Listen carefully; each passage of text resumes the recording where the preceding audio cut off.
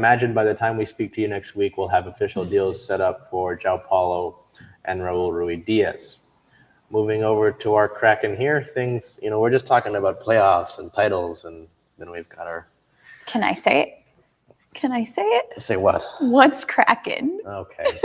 Adding some humor there. I got even a chuckle out of someone. Terrible. We look at our... What's Kraken? 9-game losing streak. That's what's Kraken. That's not good. The Kraken played 3 games over the past week, 2 of them on the road. The first of those being January 12th at Dallas, losing that game 2-5. My player of the game, Jordan Eberle, a goal, an assist, 2 points, goal and assist, being part of the 2 goals that your team scored. January 13th at St. Louis, losing that game 1-2. I had Alex Wenberg, 1 goal, 1 point, being the guy who contributed the only goal in that game. January 15th, wrapping up the week against the LA Kings, losing that game 1-3. Player of the game, Marcus Johansson, with 1 goal, 1 point, being the guy who scored the only goal there for Seattle. But you'll notice there, I want you to look at, you see those 2 games. You've got close games, right? I mean, 1-2 loss to St. Louis, who you'll see here next week. St. Louis is not a bad team whatsoever. And then you've got, LA, who's played relatively well.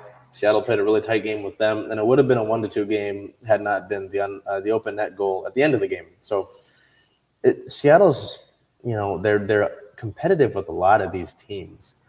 It's just, I know I said this to Bel before we walked into the building today.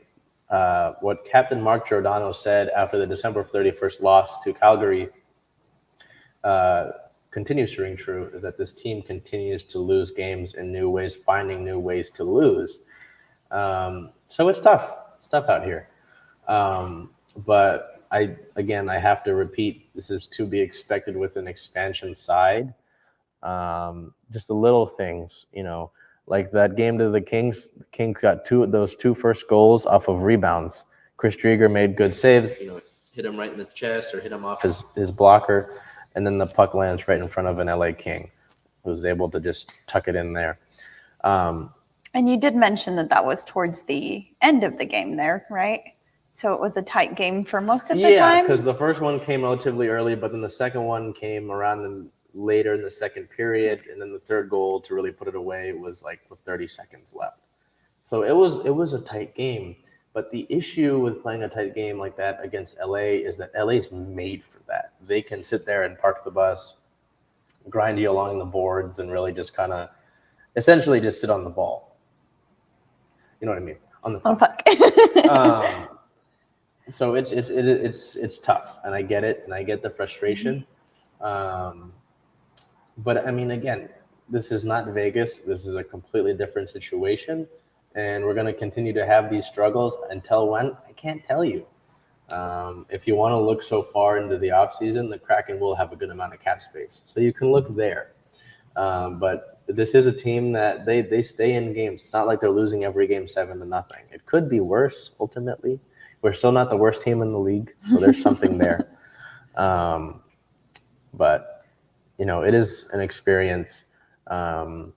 Like I was saying to you earlier today, they just finished up their new introduction package. So and there are some tickets available. So it's I'd say if you have the opportunity to get in the building, I would do so, because it is a cool building, one, but also, this is NHL hockey in Seattle for the first time ever. Right. There has been other hockey variations in history in Seattle, so don't say, oh, we're a hockey town now. They've been around. I don't want to have to go over hockey history.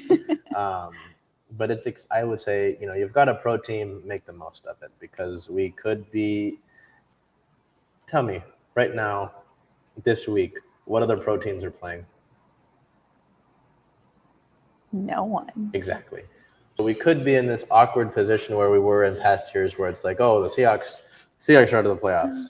Mariners spring training is coming up. Sounders coming up. We've got something to look at right now. So I'd say, I guess, be happy about that.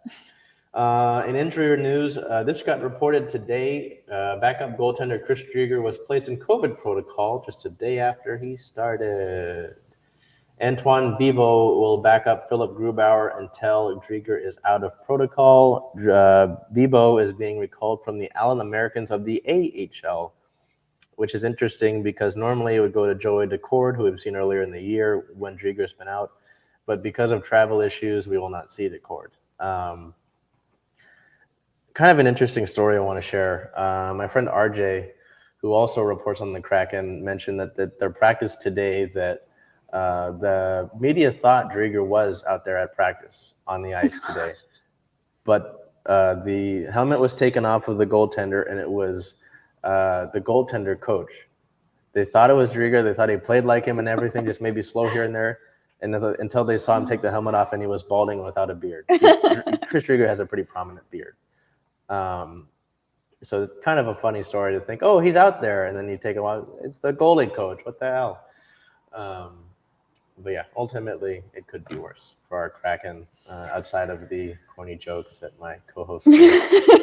I had to. In team-related news, alternate captain Jordan Eberle was voted to the 2022 All-Star Game, so Ebs will be the Kraken representative here in the All-Star Game. I know that there are a few spots open, so Mark Giordano, your captain, is available to be voted in.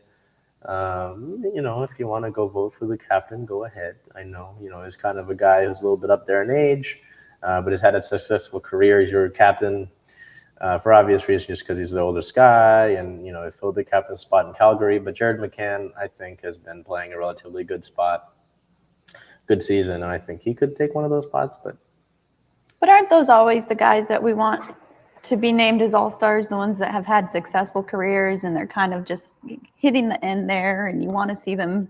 Like a pity vote? Or is it more saying it's kind of like a respect It's kind of like a respect thing, yeah. I get that. But so I wouldn't be surprised then if we saw Giordano make it, if we see Gio get voted in, but we'll probably hear about that in the next week. So with that being said, we hope to see the end of a 9-game losing streak.